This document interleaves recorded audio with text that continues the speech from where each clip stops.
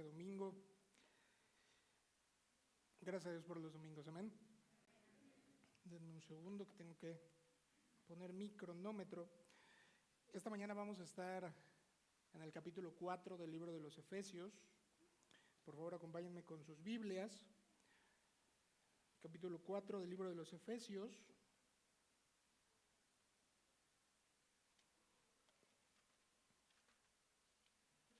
Versículos 1 al 16, por favor. Una vez que lo tengan, acompáñenme poniéndose de pie para dar lectura a la palabra del Señor.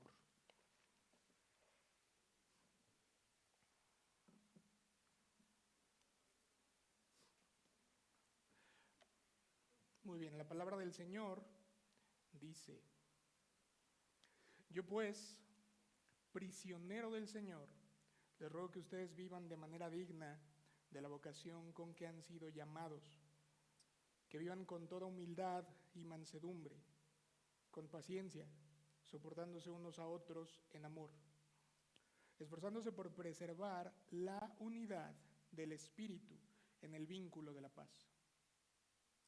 Hay un solo cuerpo y un solo Espíritu, así como también ustedes fueron llamados en una misma esperanza de su vocación, un solo Señor, una sola fe, un solo bautismo, un solo Dios y Padre de todos, que está sobre todos, por todos y en todos. Pero cada uno de nosotros se nos ha concedido la gracia conforme a la medida del don de Cristo. Por tanto dice, cuando ascendió a lo alto, llevó cautivo un gran número de cautivos y dio dones a los hombres. Esta expresión, ascendió, ¿qué significa? Sino que Él también había descendido a las profundidades de la tierra. El que descendió es también el mismo que ascendió mucho más arriba de todos los cielos, para poder llenarlo todo. Y Él dio a algunos el ser apóstoles, a otros profetas, a otros evangelistas, a otros pastores y maestros, a fin de capacitar a los santos para la obra del ministerio, para la edificación del cuerpo de Cristo, hasta que todos lleguemos a la unidad de la fe y del pleno conocimiento del Hijo de Dios, a la condición de un hombre maduro, a la medida de la estatura de la plenitud de Cristo. Entonces ya no seremos niños, sacudidos por las olas y llevados de aquí para allá por todo viento de doctrina, por la astucia de los hombres, por las artimañas engañosas del error. Más bien, al hablar la verdad en amor, creceremos en todos los aspectos en aquel que es la cabeza, es decir, Cristo, de quien todo el cuerpo, estando bien ajustado y unido por la cohesión que las coyunturas proveen, conforme al funcionamiento adecuado de cada miembro, produce el crecimiento del cuerpo para su propia edificación en amor. Padre, en el nombre de Jesús, venimos en esta mañana, Señor, a rogarte, Dios, que nos concedas gracia, que nos concedas entendimiento para recibir tu palabra. Gracias, Señor, por el privilegio de compartir con mis hermanos, y te ruego que no sea yo, que sea tu Espíritu Santo, que cualquier idea propia no entorpezca la maravilla que es tu palabra, porque esta es la que lava, la que limpia, la que transforma. Ayúdanos, Señor, a enfocarnos en la maravilla de lo que nos ha dado Cristo en gracia, en Coram Deo. Gracias, eterno Dios, en el nombre de Jesús. Amén. Muy bien, hermanos, tomen su asiento. Siempre le pongo título a mis sermones y siempre se me olvida decirles cuál es el título de mis sermones. Pero este sermón sí les voy a decir cómo se titula. Se titula De muchos, un cuerpo. De un cuerpo, muchos miembros. Todo en Cristo. Y es muy claro el patrón del libro de los Efesios hasta este momento. Cada sermón nos ha taladrado en la cabeza que la única razón por la que estamos aquí es por gracia, que es en virtud de quién es Cristo, de qué hizo Cristo y de qué sigue haciendo Cristo que hoy estamos aquí. Que primero Cristo nos hizo ser y de ahí fluye nuestro hacer. Por gracia de Dios somos hijos suyos, somos sus siervos y por gracia de Dios Él nos constituyó un cuerpo, como dice Efesios 2:16. Y el cuerpo es, ya habíamos hablado en la serie de Corintios, que es la analogía favorita del apóstol Pablo para referirse a la iglesia que formó el Señor, al pueblo de Dios. Es este organismo compuesto de diversos sistemas interconectados, capaz de cosas maravillosas que siguen asombrando a las mentes más privilegiadas aún en nuestros tiempos. Pero sabemos que en nuestra época el cuerpo humano es probablemente lo más atacado. En sociedades como la nuestra, en todo tiempo están atacando la dignidad que Dios ha puesto en ese cuerpo. Ataques a la composición corporal, ataques al color de la piel, ataques a cómo deberíamos vernos, a qué deberíamos hacer con nuestros cuerpos, ataques por todos lados. A los hombres les llamamos mujer, están en el cuerpo equivocado, decimos. A las madres les llamamos personas gestantes. Y la peor atrocidad en contra del cuerpo humano, el genocidio de los bebés en el vientre. Y creo que muy pocos cristianos que se toman en serio la Biblia se atreverían a decir que estas cosas son buenas, que no son pecaminosas, que no son atrocidades. Por la gracia y misericordia de Dios estamos, la mayoría de nosotros, bastante alertas a los ataques a la dignidad del cuerpo humano. Pero lamentablemente, hermanos, no es así cuando se trata de ataques a la dignidad del cuerpo de Cristo. Lamentablemente, en muchas ocasiones somos nosotros los que tienen estas distorsiones de cómo se debe ver el cuerpo de Cristo, de qué debe de hacer, de cómo debe de hablar, de cómo debe vestir.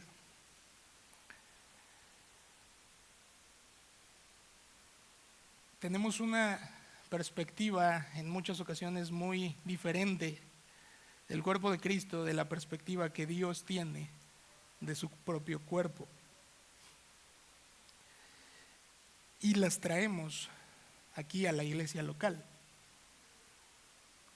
¿Qué pasa si mis expectativas sobre los otros miembros del cuerpo del Señor están provocando ese mismo daño que las distorsiones sobre el cuerpo humano están provocando en un niño de 14 años a quien le metieron en la cabeza que es mujer y debe mutilarse? ¿Qué tal si estas distorsiones son las que están provocando mutilaciones en el cuerpo de Cristo? Hermanos, es uno de los argumentos del teólogo Dietrich Bonhoeffer. ¿Pronuncié bien, Andrés? ¿Dónde está Andrés? Está contando. No me puedo decir si pronuncié bien el alemán. Dietrich Bonhoeffer, en su libro Vida en Comunidad, sostiene algo muy parecido. Y, hermanos, cuando yo leí esto, tuve que doblar mis rodillas y pedir perdón. Me impactó mucho. Él sostiene que el que ama su ideal de comunidad cristiana más que a la comunidad cristiana misma, se convierte en destructor de toda comunidad cristiana, por muy sinceras, serias y sacrificadas que sean sus intenciones personales. Estos sueños idealistas lo hacen soberbio y exigente. Quien imagina un cuadro ideal de la comunidad exige que se realice.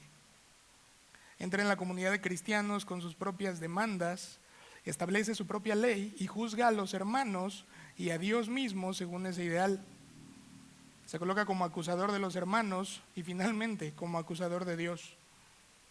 En cambio, quien ama a la comunidad tal como realmente es, aunque débil y necesitada, recibe de Dios la gracia de poder agradecer por ella. cómo andamos en el tema de las distorsiones, de cómo se debe ver el cuerpo de Cristo.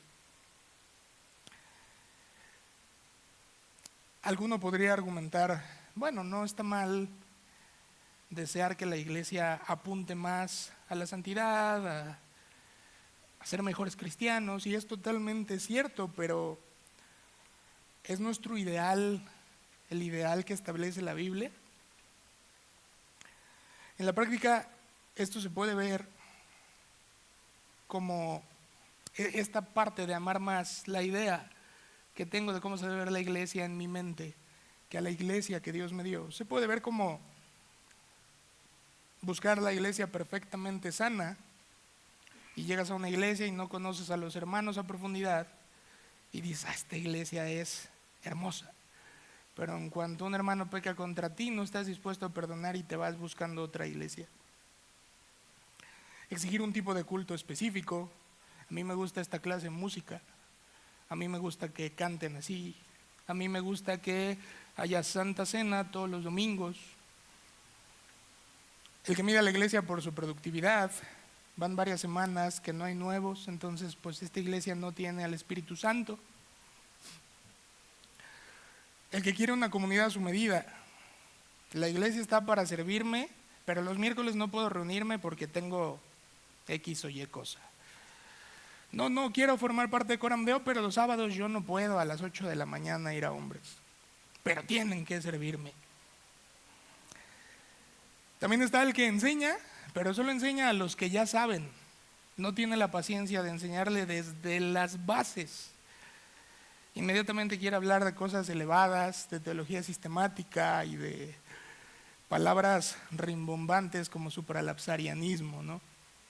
No la investiguen, hermanos, no es necesario. Pero no le quiere enseñar a alguien que cree que sus buenas obras pueden acercarlo a Cristo. Se cansa rápido.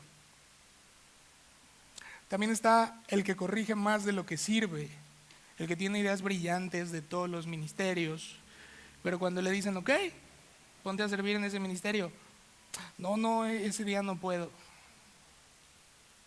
O el que descalifica por cuestiones superficiales. ¿Sabes qué? Este hermano está diciendo la verdad bíblica, pero no lo dice de la manera que yo creo que es correcta, entonces lo que dijo no, descalificado. Ejemplos hay muchos, hermanos, de estas distorsiones que traemos al cuerpo de Cristo. Pero es mi anhelo que el Señor nos conceda ver a la iglesia de Cristo como Él la ve y juzgarla conforme Él nos llama a juzgarla. Todo esto que les dije es la antítesis, es lo que no debe ser.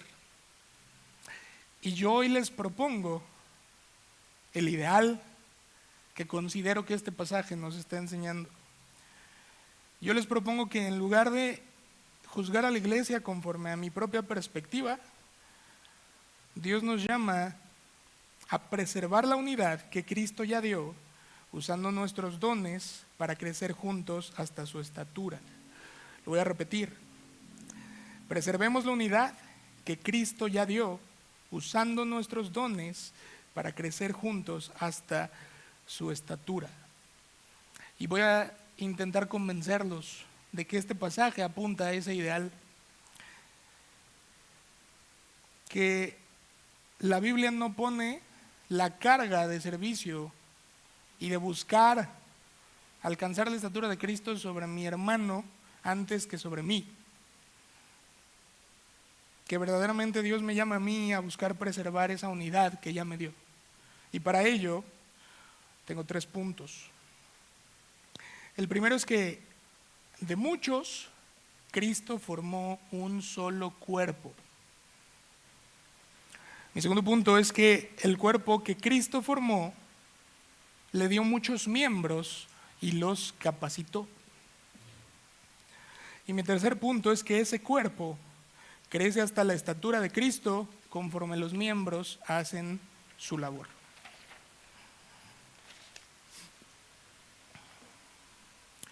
Esta idea de las distorsiones inmediatamente es corregida por Pablo en este pasaje. El hermano que ama más una iglesia abstracta que él inventó en su mente que a la iglesia real que le dio el Señor, no podría ser más diferente del apóstol Pablo. En el capítulo anterior, en el capítulo 3, nos hablaron el pastor en su sermón y Andrés en el sermón siguiente de cómo parece ser que Pablo se distrae, de cómo Pablo toma una tangente, después de decir que es prisionero del Señor. Y Pablo empieza a hablar del misterio revelado, y este misterio es que los gentiles, los que no eran descendientes en la carne de Abraham, también son parte de la familia de Dios. Y entonces Pablo es asombrado. La tangente, muchos eruditos creen que esta tangente es porque Pablo quedó asombrado de ser prisionero por amor a los gentiles que en otro tiempo llamaba perros.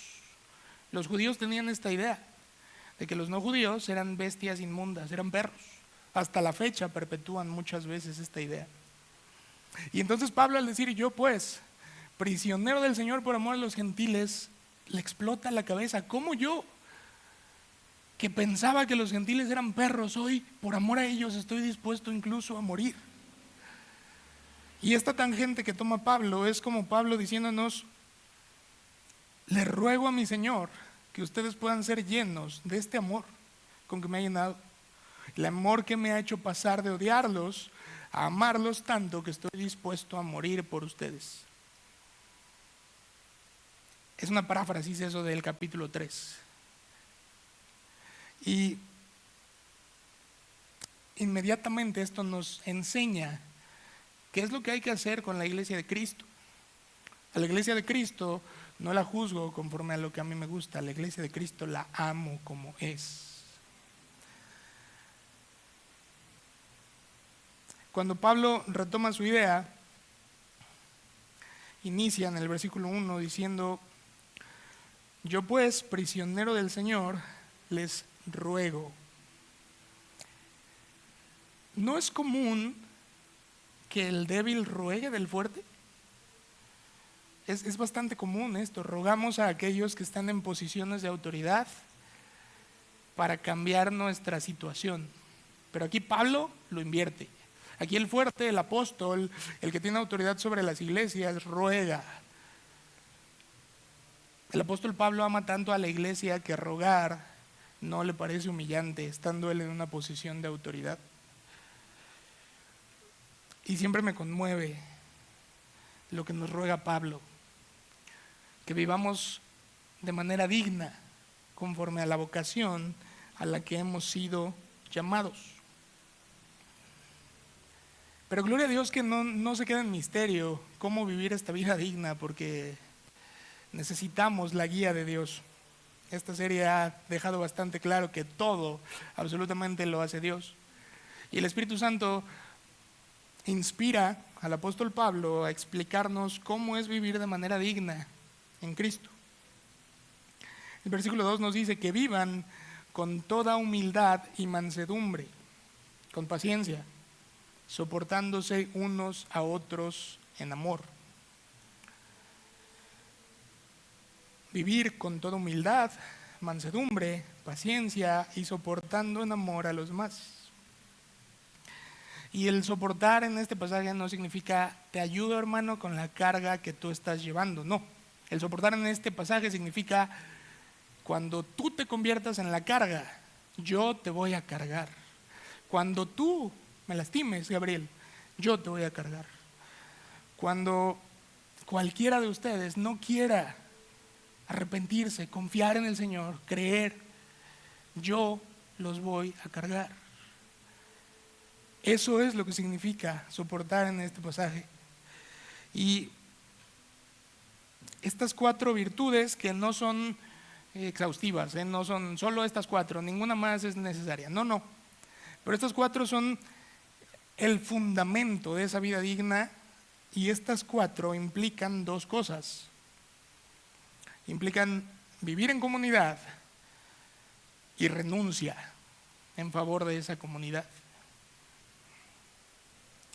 Podríamos definir la humildad como renunciar a mi autoexaltación y solo buscar mi satisfacción. La mansedumbre como renunciar a la violencia y dureza de la que soy capaz para tratar a otros con amabilidad y gracia. La paciencia como renunciar a la irritación y a la inmediatez porque no está pasando lo que creo que debe de pasar. Y el soportar, hermanos, renunciar a abandonar a aquellos que me están lastimando. Todas estas cosas son renuncia en favor a otros. Ese es el fundamento para vivir una vida digna. Renunciar a mí mismo en favor de los que Dios me dio. Y entonces, ¿cómo podría yo amar más algo que tengo en mi mente, esta distorsión de cómo se debe ver el cuerpo de Cristo, que el cuerpo que Dios me dio para renunciar a mí mismo? Que el Señor nos ayude a no hacer eso. Que el Señor nos ayude a verdaderamente esforzarnos por preservar la unidad del Espíritu en el vínculo de la paz, como dice nuestro versículo 3. Esto es muy bonito. Esforcémonos por preservar la unidad del Espíritu en el vínculo de la paz. ¿Notan cómo la unidad no es nuestra? La unidad es del Espíritu. Estas ideas que yo tengo de cómo se debe ver, qué debemos hacer y demás, no pueden crear unidad. Así nos viéramos todos igual, así pensáramos todos igual. Si la unidad nace de eslogans, de imágenes institucionales, de actitudes superficiales, entonces no es la unidad que debemos preservar. El vínculo de la paz que nosotros tenemos es la unión que el Espíritu Santo nos ha dado, que nace de la unión que tenemos con el Señor. Hermanos, unidad ya tenemos. Dios mismo la dio. No necesitamos crearla. No necesitamos inventar ideas. No necesitamos esperar que este hermano se una. No, la unidad ya no la dio Dios. Es como, no están nuestros hermanos Cristian y Valeria, pero les pedí permiso para usarlos de ilustración. Es como el pequeño Leví. Leví no nació y nosotros esperamos que hiciera un acto formal para convertirse en parte de. Leví nació con el derecho de apellidarse Gutiérrez, porque nació de su padre y de su madre. Así nosotros, el capítulo 3 dice, el padre de quien toma nombre toda la familia de Dios. Así como Leví, que tiene derecho a apellidarse Gutiérrez, porque nació de Cristian y de Valeria, nosotros tenemos derecho a formar parte de la familia de Dios, porque nacimos de Dios. Si Cristian y Valeria tienen otros hijos, que Dios quiera, todos los hermanos que le nazcan a Leví van a seguir la misma idea. Van a nacer siendo sus hermanos, siendo parte de la familia de Leví. Entonces nosotros no necesitamos crear unidad, necesitamos preservar la unidad que ya se nos dio. La unidad con Cristo no la podemos preservar, hermanos. La unidad con Cristo es preservada por Dios. Pero esta unidad de la que está hablando es una unidad, llamémosle vertical, unidad los unos con los otros, que nace de horizontal, que nace de esta unión vertical. La unión que tengo con Cristo, vertical, me hace tener una unión horizontal con todos ustedes. Esa es la que tenemos que preservar. Y es tan importante preservar esta unidad que ya tenemos, porque no hay dos cuerpos de Cristo, no hay tres cuerpos de Cristo, no hay un cuerpo de Cristo por cada iglesia o por cada comunidad en casa. Pablo deja clarísimo que hay un solo cuerpo de Cristo.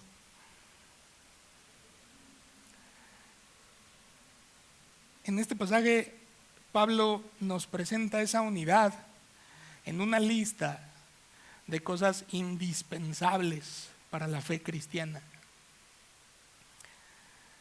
Pablo en los versículos 4 al 6 nos dice: hay un solo cuerpo y un solo espíritu, así como también ustedes fueron llamados en una misma esperanza de su vocación.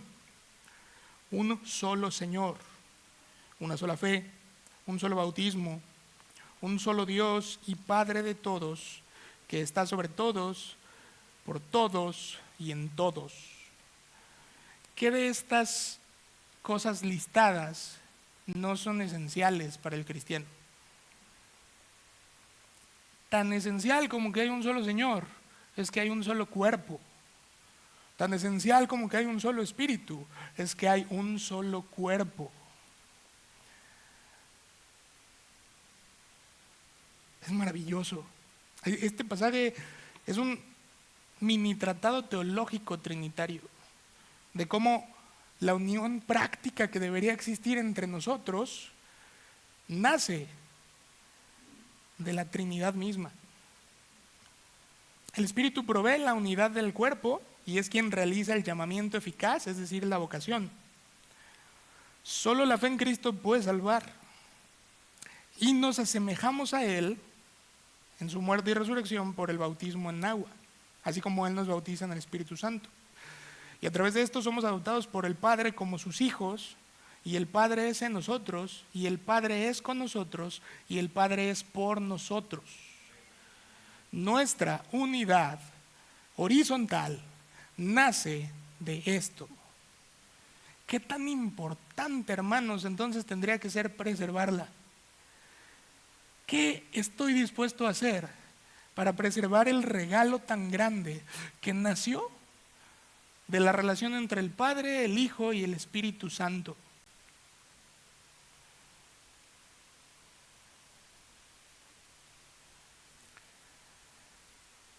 Así como nadie puede ser salvo por fe en otro nombre que no sea el nombre de Cristo, nadie puede ser llamado hijo de Dios sin ser hermano de los otros hijos de Dios.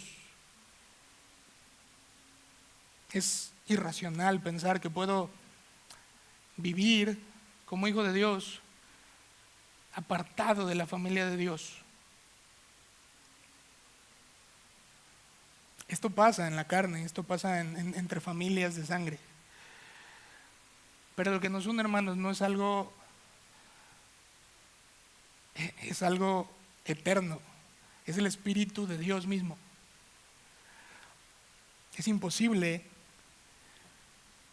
formar parte de la familia de Dios y odiar a la familia de Dios. Y en toda esta lista de cosas que nos presenta el apóstol Pablo, ninguna de estas cosas las creamos nosotros. Nosotros no creamos la fe, nosotros no creamos el bautismo, no nos inventamos que hay un solo espíritu, no nos inventamos a qué fuimos llamados. Todo esto lo da Dios. Ya no intentemos forzar unidad a través de cosas superficiales, de ideas que tengo en mi mente. Reconozcamos que la unidad ya me la dio Dios, que yo no necesito que ustedes se vean como yo, hablen como yo, actúen como yo, que Cristo habita en ustedes y entonces por eso soy uno con ustedes. Entonces, esta renuncia constante de la vida digna, la humildad, la mansedumbre, la paciencia, el soportarnos unos a otros, no debería existir para formar parte de algo, sino porque ya formo parte del cuerpo de Cristo. Buscar que la iglesia sea como yo quiero menoscaba la belleza de lo que Dios me dio, porque estoy prefiriendo algo que puede crear mi mente finita a aquello que el Dios del universo me ha dado en realidad. Buscamos una ilusión.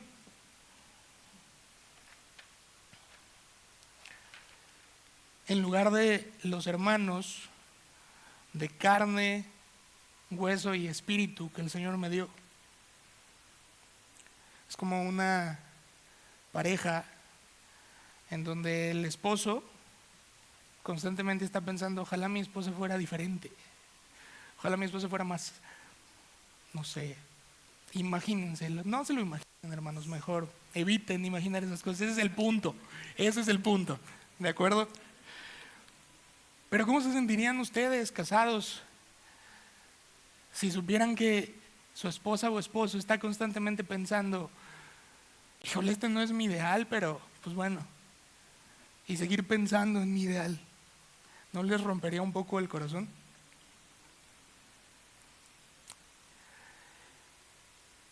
La identidad que tenemos en Cristo, hermanos, ha sido expuesta muy claramente a través de estos sermones. No nace de nosotros, nace de Cristo. Primero soy, por gracia de Dios, y después hago. La unidad que tenemos es exactamente igual. En el capítulo 1 nos dice que Él fue quien hizo la obra, quien nos regala, que la unión, la identidad que tenemos en Cristo emana de su decreto eterno y de su voluntad para alabanza exclusiva de su gloria. En el capítulo 12 nos dice que Él fue quien hizo la obra, quien nos regaló la fe para recibir su regalo y de quien emanan nuestras buenas obras. En el capítulo 3 nos habla de la unidad que tenemos nacida de la muerte de Cristo en la cruz. Y entonces toda nuestra identidad nace y se define en Cristo.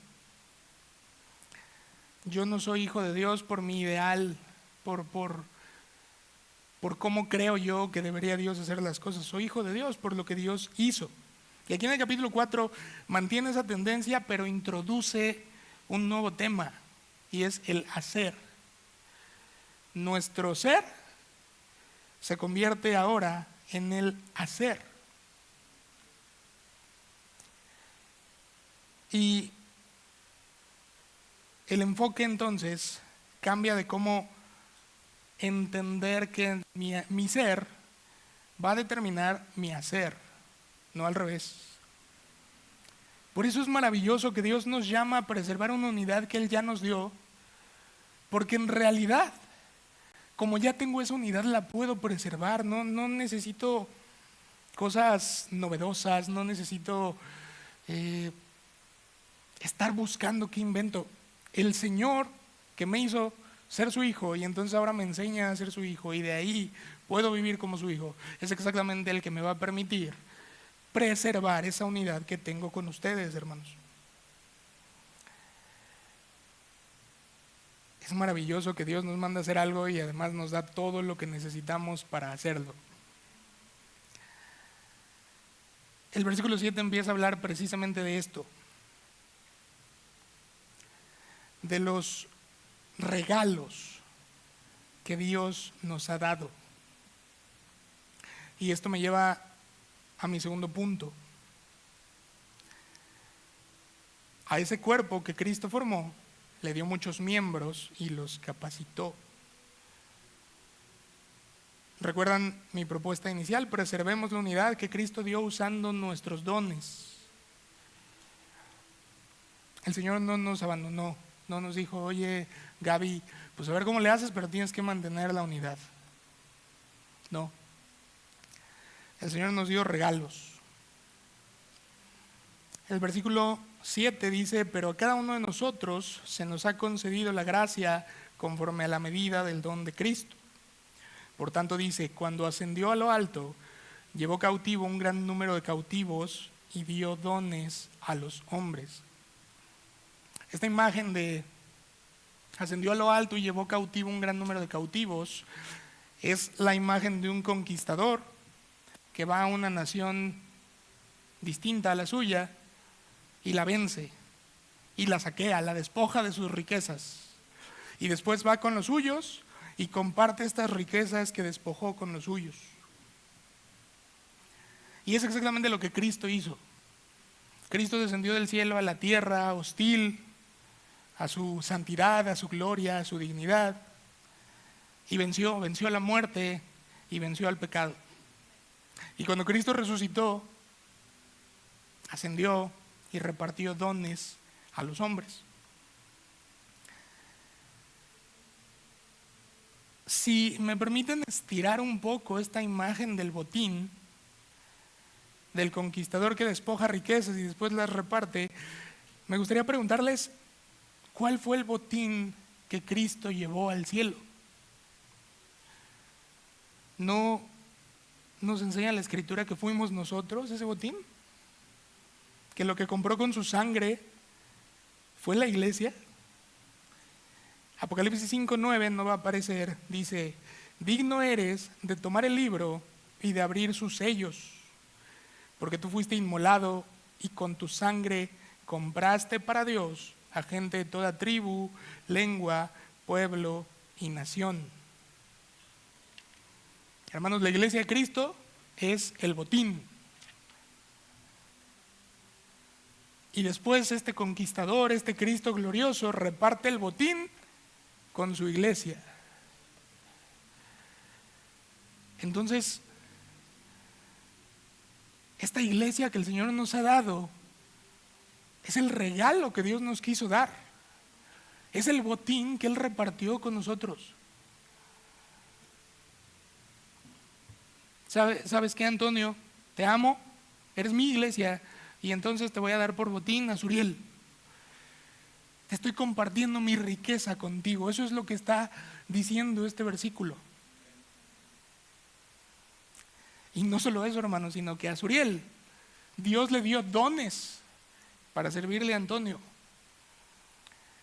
Suriel en sí mismo es un regalo, y además Suriel tiene un regalo para compartir con todos nosotros.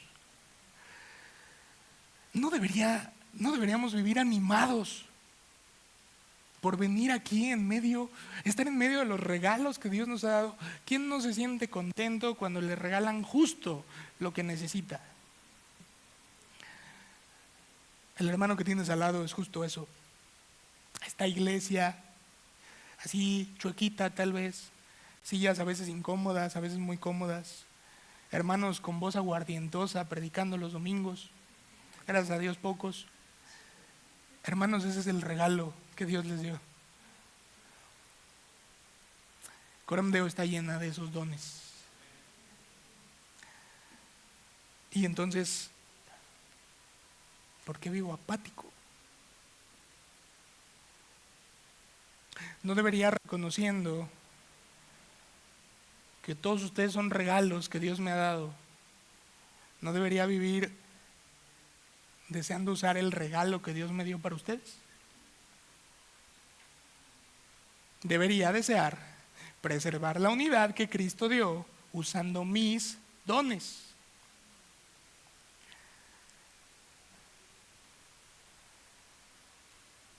Vivir con estas distorsiones de cómo se debe ver el cuerpo de Cristo, hermanos, me va a llevar a la amargura, a la desilusión, a la apatía. Pero el Señor se siente completamente diferente respecto a su iglesia. Hebreos 2, 11 y 12 dice: por tanto, el que santifica, como los que son santificados, son todos de un Padre, por lo cual Él no se avergüenza de llamarlos hermanos, cuando dice: anunciaré tu nombre a mis hermanos, en medio de la congregación te cantaré himnos.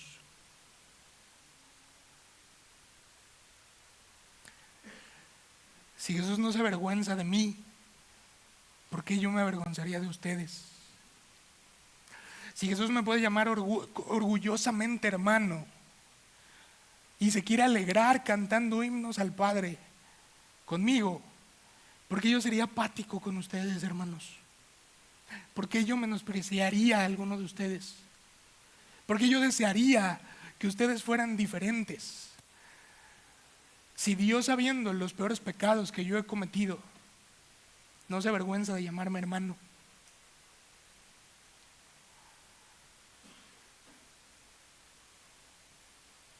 En medio de la congregación te cantaré himnos.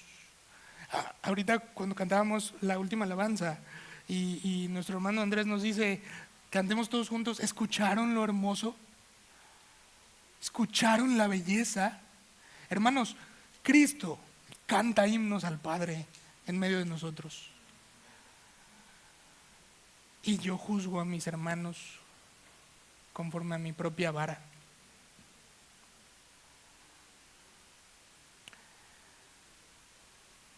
Jesús no solo no se avergüenza de llamarme hermano, sino para llamarme hermano tuvo que derramar su sangre. Tuvo que decir en aquella cruz: Padre mío, ¿por qué me has desamparado? Es maravilloso Cristo, hermanos. Y después dice Pablo, esta expresión ascendió, ¿qué significa? Sino que Él también descendió a las profundidades de la tierra. El que descendió es también el mismo que ascendió mucho más arriba de todos los cielos para poder llenarlo todo. Coram Deo está llena. ¿No dicen amén? Coram Deo está llena por Cristo. Chuequitos, cansados, a veces cabeceamos los domingos. Ayer el viernes tuve una emergencia familiar y mandé el mensaje que tenemos con el pastor Andrés, Humberto y yo. Les mandé, escribí mal un mensaje, hermanos, es confesión. Les puse, acentué mal que un familiar había necesitado manos de emergencia y yo me refería a mis manos. Y ellos inmediatamente lo tomaron como que yo les estaba pidiendo ayuda. Y en medio de situaciones complicadas, los tres me dijeron, bueno, no, dos de los tres me dijeron: hermano, perdóname, no te puedo ayudar. Cuando yo me había equivocado, yo no les pedí ayuda y ya la estaban ofreciendo. Ya se estaban sintiendo mal por no ayudarme en mi momento de necesidad. Gracias que el Señor puso ahí al buen Andrés a ayudarme, y que puso en el corazón de mi hermano Antonio y de mi hermano Humberto ayudarme. Cristo llenó Coram Deo, hermanos, porque así como ellos están todos. Hemos escuchado de los nuevos miembros que la manera en la que Dios ha puesto el don de servicio en Coram Deo es algo particular. Hermanos, Cristo lo llenó todo. Y nos faltan un montón de cosas y pecamos y nos lastimamos unos a otros y somos una iglesia joven. Pero Cristo lo llenó todo. Esta iglesia está llena. Y entonces, nuestro deber es crecer conforme a esa llenura que Dios ya dio. Y esto me lleva a mi tercer punto. Ese cuerpo crece hasta la estatura de Cristo conforme los miembros hacen su labor. En el punto anterior hablaba de cómo el Señor capacitó a los miembros que le dio al cuerpo. Y esta capacidad que el Señor le ha dado a todos y cada uno de los miembros, nadie se quedó sin regalo. Es para que todos juntos crezcamos hasta la estatura de Cristo. Pablo, después de soltar esta bomba teológica, en mi opinión, de que Cristo ascendió para llenarlo todo, nos dice: y Él dio a algunos el ser apóstoles, a otros profetas, a otros evangelistas, a otros pastores y maestros. Estas 5 categorías, hermanos, se refieren al liderazgo de la iglesia. Me tomé la libertad, y libertad muy grande, de mezclar definiciones de estos 5 ministerios, las definiciones que dan Juan Calvino y Martin Lloyd-Jones, 2 gigantes de la fe. Y entonces ellos definen a los apóstoles como aquellos hombres comisionados directamente por Cristo, testigos de su resurrección y con autoridad sobre las iglesias. Los profetas, no refiriéndose en este pasaje a los que el Señor les ha impartido el don de profecía, no a todos los que el Señor les ha impartido el don de profecía, sino a aquellos que hablan inspirados por el Espíritu Santo y comisionados para hablar directamente en nombre del Señor. Es decir, hay personas hoy que tienen el don de profecía, pero no son profetas. Amén. Evangelistas, aquellos que sin ser apóstoles son comisionados por Dios para proclamar el Evangelio en diversos lugares y asistir a los apóstoles en la iglesia primitiva.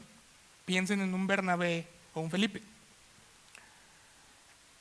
No todos los que tienen el don de evangelismo.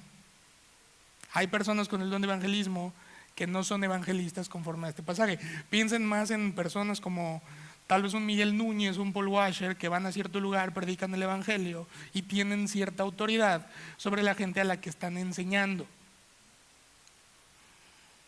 Pastores, los que presiden iglesias locales, cuidan a los santos y los instruyen en la palabra. Y los maestros, aquellos dedicados a la instrucción doctrinal, los que explican y profundizan en las escrituras para el pueblo. Estamos hablando de líderes. Y esto creo que va a ayudarnos a quitarnos una de esas distorsiones bastante común. Y es que los líderes tienen que ser los que más chamba hacen en las iglesias. Los que andan en todos lados. Se necesita cargar a alguien, el líder tiene que estar ahí. Se necesita lavar baños, el líder tiene que estar ahí. Se necesita cargar cajas, el líder tiene que estar ahí. Pero eso es lo que dice Pablo. Dice, él dio a unos apóstoles, profetas, evangelistas, pastores y maestros, y el versículo 12 dice, a fin de capacitar a los santos para la obra del ministerio. A fin de capacitar a los santos para la obra del ministerio. ¿Quién ejerce el ministerio aquí, hermanos? Los santos, no los líderes. Ah, caray, pero a mí me habían dicho que si Antonio no carga su propio púlpito y se trae las tarimas, es mal pastor. A mí me habían dicho que si Antonio no saluda a todos y cada uno de los que estamos aquí, es mal pastor. A mí me habían dicho que si Antonio no está en el equipo de staff todos los domingos, es mal pastor. Ah, caray, pues no sé quién te dijo eso, porque Pablo dice algo totalmente diferente.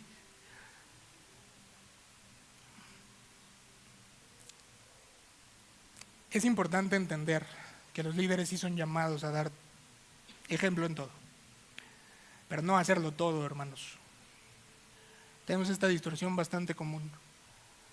De hecho, la razón número uno que pone la gente que se va de una iglesia, el pastor me lastimó.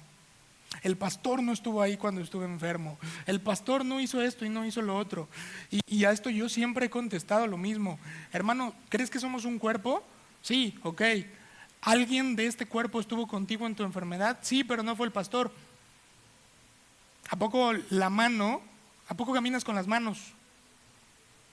No. ¿A poco comes por la oreja? No. La mano toma cosas.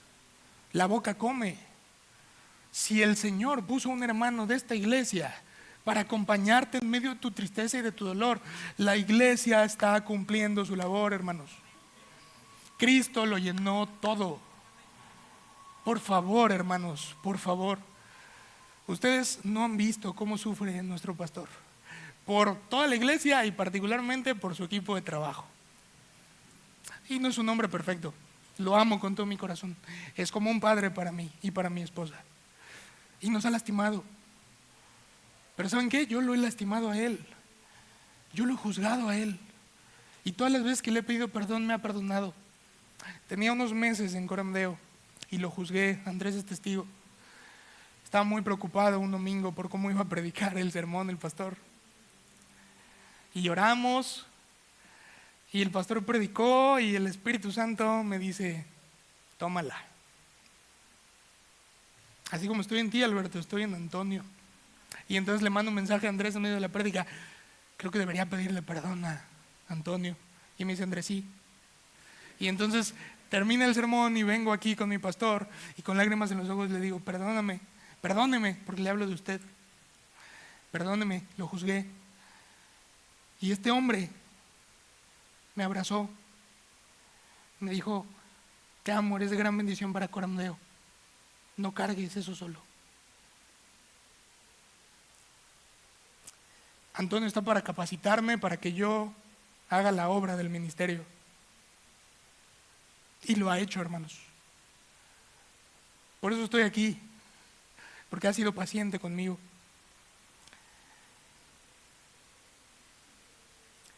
A la luz de este pasaje, los líderes no son los que primordialmente hacen la obra. Y esto lo aprendieron los apóstoles bastante temprano en sus ministerios. En Hechos 6, 4 capítulos después de Pentecostés, no sabemos cuánto tiempo exacto es, pero bastante temprano en la iglesia primitiva, hay un problema, como casi no hay en Coramdeo, de hermanos en contra de hermanos. Y entonces van con los apóstoles y les reclaman a los apóstoles: oye, pues tú deberías poner orden. Y el Espíritu Santo inspira a los apóstoles para decir: no es cierto. El Espíritu Santo inspira a los apóstoles para decir: ¿saben qué? Escojan hombres entre ustedes para que resuelvan esto. ¡Ah, caray! ¿Pero no eres tú el apóstol? ¿No viste tú a Jesús? Pues por eso te estoy diciendo. Porque yo, en lugar de ponerme a cargar cajas, tengo que orar por ti. Porque si tu matrimonio está en peligro, tengo que estar yo ahí al lado de ti. Pocos hermanos estuvieron más tiempo que nuestro pastor con Sergio. De eso no se van a enterar ustedes. Y este no es un sermón pro Antonio, este es un sermón pro Biblia. Porque el pastor sabe que soy el más rezongón de todas sus ovejas. Y lo digo hasta con vergüenza, hermanos. Los líderes no están para hacerlo todo. Los líderes están para capacitarte a ti, para que tú lo hagas. Tú cuidas cuestiones superficiales o externas, físicas, cosas que tienen que hacerse en el momento.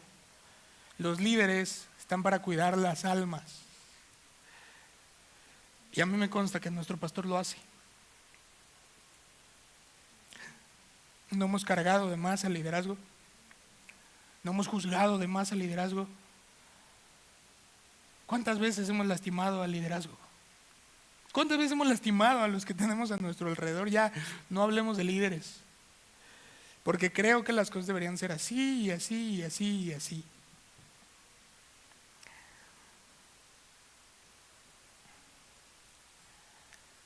¿Cuántas veces hemos abandonado a nuestros hermanos? Es que este no aprende. No, ya lo perdoné 3 veces y pues bueno, lo perdono una cuarta, pero ya no me junto con él. Y la renuncia a abandonar al que me lastima. Y el soportar a mis hermanos.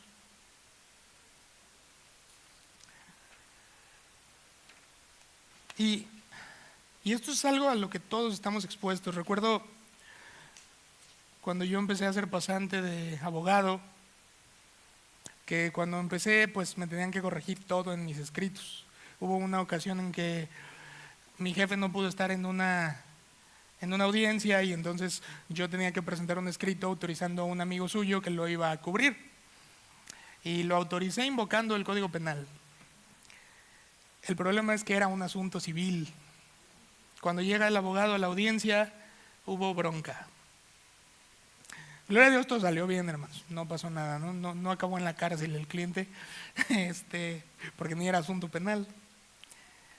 Pero cuando empecé a crecer, cuando empecé a aprender varios años después, las correcciones que me decían a mis escritos era: está bien tu escrito, pero en lugar de decir por medio de este escrito, ponle a través de este escrito.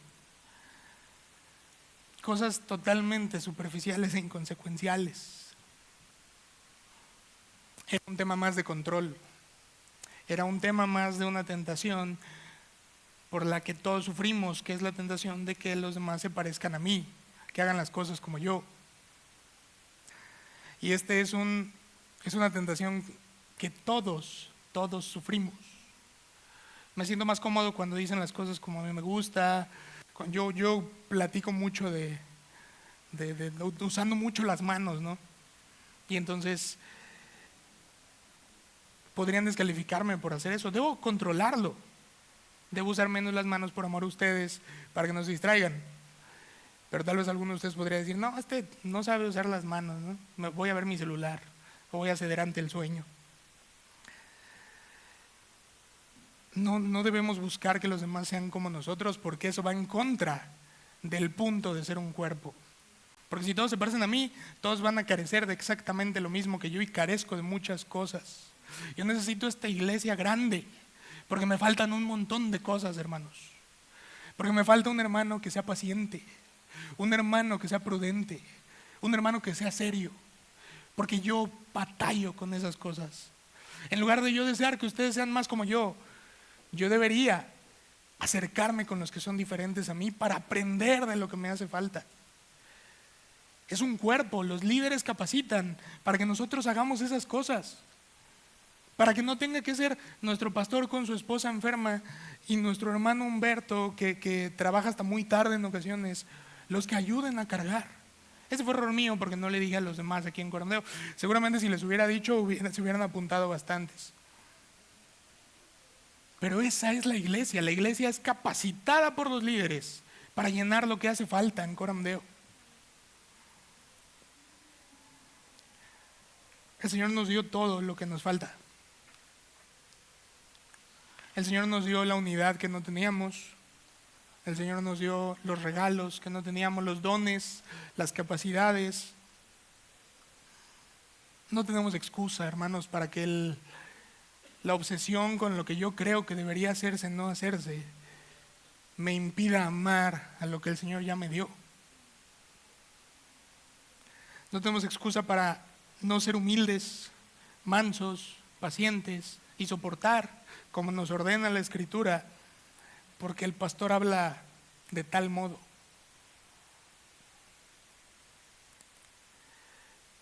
No tenemos excusa porque la carga está sobre mí, no sobre el de al lado.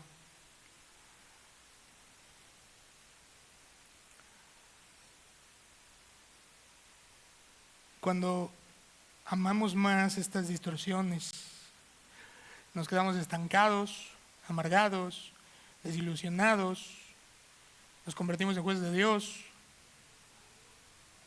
y quedamos expuestos. En el versículo 14,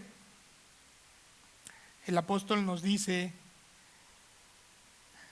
en el versículo 13 dice, hasta que todos lleguemos a la unidad de la fe y del pleno conocimiento del Hijo de Dios, a la condición de un hombre maduro, a la medida de la estatura de la plenitud de Cristo. Entonces ya no seremos niños, sacudidos por las olas y llevados de aquí para allá por todo viento de doctrina, por la astucia de los hombres, por las artimañas engañosas del error. En pocas palabras, si yo no crezco junto a mi iglesia, si yo me la vivo juzgándola, si yo soy apático, si yo no me integro, si yo no hago mi labor, quedo expuesto al engaño. Y en Corondeo lo vivimos. Cosas muy sencillas de resolver, pecados que se pudieron haber confesado a tiempo, cosas, heridas que había en el corazón que pudieron haber sido sanadas, se convirtieron en división.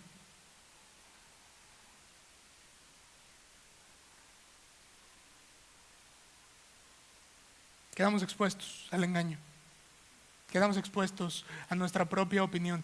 Yo los necesito a ustedes, hermanos, para que cuando yo peque, me lo digan por cuidado de mi alma. Y ustedes necesitan a los de al lado. Hermanos, cuando ustedes tienen un problema, necesitan al hermano de al lado para oírlos, para orar por ustedes. Eso a veces es todo lo que necesitamos. A veces estamos tan engañados por nosotros mismos que al solo decir nuestros temores nos damos cuenta de qué tan irracionales son, porque Cristo es nuestro Rey. Y entonces, boom. Yo había estado lidiando con la ansiedad y entonces aprendí a decirle inmediatamente a mi esposa, estoy ansioso, vamos a orar. Y a veces ella ora por mí, a veces yo oro. Y la ansiedad, hermanos, está mucho más calmada. Necesitamos esa clase de cosas tan sencillas. Decirle a alguien la tontería que estoy pensando para que el Espíritu Santo me muestre que es una tontería. Nos necesitamos. porque entonces estamos protegidos. Si me quiero ir por una tontería de Coram Deo, o por una razón incluso de peso, pero no bíblica, mis hermanos me van a cuidar. Yo digo constantemente que la diferencia entre aquellos que dividieron Coram Deo y yo son hermanos como Andrés, como el pastor y como mi esposa, que cuando se me ocurren estas brillantes ideas con buena intención, me dicen, la Biblia dice otra cosa, Alberto. Esa es la diferencia entre yo y un divisor. ¿Cuántas cosas que estamos pecando? Cosas que sabemos que están mal, pero no podemos con ellas. Recibirían alivio hablando con un hermano fiel. Amemos la iglesia que el Señor nos dio. En el versículo 15, el apóstol Pablo dice, más bien, al hablar la verdad en amor, creceremos en todos los aspectos en aquel que es la cabeza, es decir, Cristo, de quien todo el cuerpo, estando bien ajustado y unido por la cohesión de las coyunturas, conforme al funcionamiento adecuado de cada miembro, produce el crecimiento del cuerpo para su propia edificación. ¿Todo esto qué significa? Cuando tú haces tu labor, hermano, crece todo el cuerpo y creces tú. Cuando tú edificas al hermano, te estás edificando a ti mismo. Cuando yo leo la Biblia y entonces llega un hermano y yo leí un salmo, y mi hermano dice estoy angustiado, y en el salmo que yo leí hablaba de cómo Dios es nuestra roca. Ese salmo que yo leí, el Señor me lo dio para mi hermano, porque nadie está aquí solo. Nadie es un individuo nada más en la iglesia. Somos un cuerpo, y lo que tú estás leyendo hoy, lo que tú estás orando hoy, lo que tú estás viviendo hoy, el Señor lo va a usar en el futuro. Robert, ¿qué le dirías a alguien que se queda sin la capacidad de hablar? Hermanos, nuestro hermano Robert tiene mucho que decir al respecto. Dina, ¿qué te pregunto, Dina? El Señor es contigo, te amamos.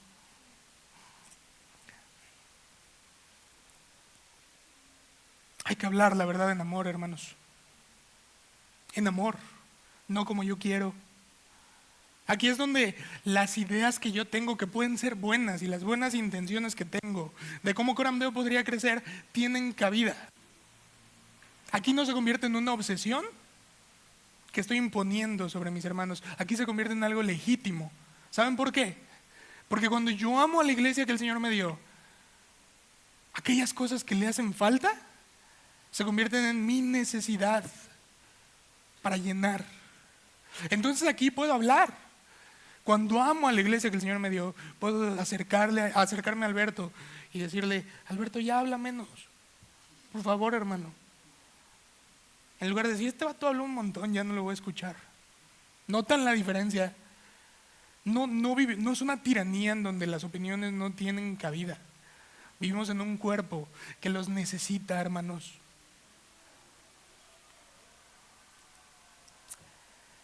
Dice Juan Calvino, y estoy por cerrar, al decir hablar la verdad en amor, quiere decir que no solo debemos mantener la verdad, sino que debemos hacerlo con un espíritu de amor, porque la verdad a menudo se vuelve ofensiva por la dureza, y por eso ordena que sea moderada por el amor. Hay muchos que son celosos por la verdad y al mismo tiempo son ásperos, y por su severidad hacen daño, mucho más que si guardaran silencio. ¿Tienes una opinión buena que dar sobre Coram Deo? ¿Tienes una opinión que me podría ayudar mucho? Si no la vas a decir en amor, no la digas, porque vas a hacer más daño. Si no vas a estar dispuesto a decirme, oye, voy a caminar contigo para que hables menos, no me digas que hable menos. Cuando hablamos la verdad en amor, ya no nos convertimos en jueces, sino en hermanos preocupados por el bienestar del otro y mi propio bienestar. ¿Por qué? Porque si yo edifico a mi hermano, me estoy edificando a mí mismo.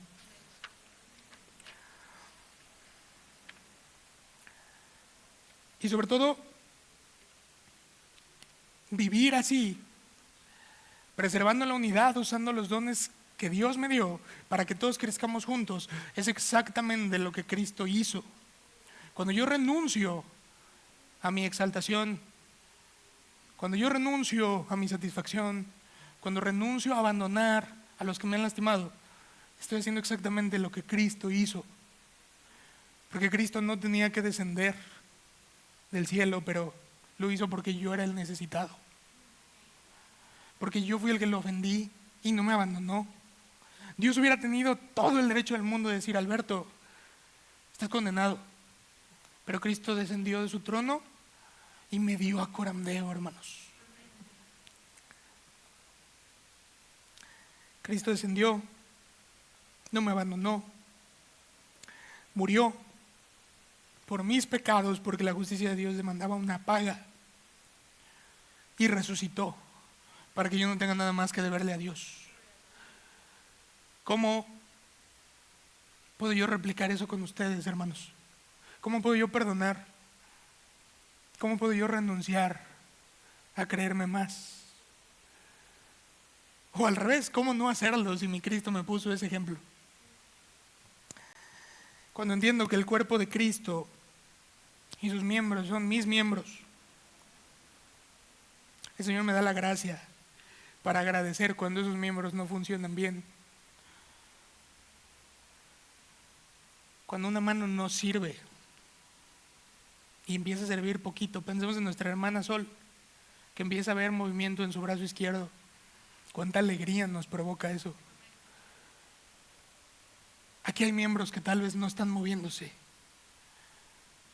En lugar de juzgarlos, hermanos, deberíamos hacer la labor de rehabilitación, y cuando empiezan a moverse tantito, en lugar de decirles: bueno, te falta todo lo demás, alegrarnos de la misma manera. Cuando entiendo perfectamente, o correctamente, mejor dicho, sin distorsiones, cuánto vale el cuerpo que Dios me ha dado, Dios me da la gracia para agradecer por ustedes, para amarlos, para renunciar a mí mismo, para impartirle esperanza a los que no están funcionando bien. ¿Por qué? Porque hubo mucho tiempo en el que yo no funcioné bien y lo sigo haciendo. Pero cuando no funciono bien como miembro del cuerpo de Cristo, tengo hermanos que me dicen: Alberto, por favor, trabaja en esto, mortifica. Para eso estamos aquí, para dar esperanza a los que como yo en otro tiempo no tenían, para dar de gracia lo que de gracia hemos recibido, porque aquí nadie fue abandonado por Cristo. No abandonemos a nadie en el cuerpo. Pablo cierra, y yo me uno al ruego de Pablo. En los versículos 15 y 16 nos habla de cómo crecemos juntos y nos edificamos todos. Y por eso me quiero unir al ruego. Hermanos, les ruego, preservemos la unidad que Cristo ya dio, usando nuestros dones hasta que juntos lleguemos a la estatura de Cristo. Padre, en el nombre de Jesús te damos gracias, porque es el único nombre en quien podríamos ser aceptados. Y también te damos gracias porque ya somos aceptados en ese nombre. Porque hoy, mis hermanos, los que están aquí, los que no pudieron venir, son mi cuerpo. Te ruego, Señor, concédenos verlo así, Señor, amar así. Reconocer que cuando un hermano está fallando y está pecando, es mi cuerpo el que está fallando. Que es como si tuviera una lesión en mi propio cuerpo. Y que en lugar de abandonar, en lugar de ser frívolo, Señor, me duela. Ayúdanos, Señor, a ver a estos hermanos pecadores como los redimidos, Señor, como los regalos que me has dado, y a los dones que me has dado, o el don que me has dado como un regalo para ellos. Ayúdanos a todos, Señor, a hacer esto, a ser verdaderamente un cuerpo. Te necesitamos, Señor, pero te damos gracias porque todo esto nace de Cristo, y por cuanto nada puede amenazar a Cristo, nada, Señor, puede amenazar tu poder, tu obra. Por tanto, confiamos y te damos gracias porque sabemos que tú deseas hacerlo. También te rogamos por nuestra hermana Dina, que tú la guardes en este momento y que nos podamos alegrar, Señor, con las maravillas que tú haces. En nombre de Cristo Jesús te damos gracias. Amén. Gracias, hermanos.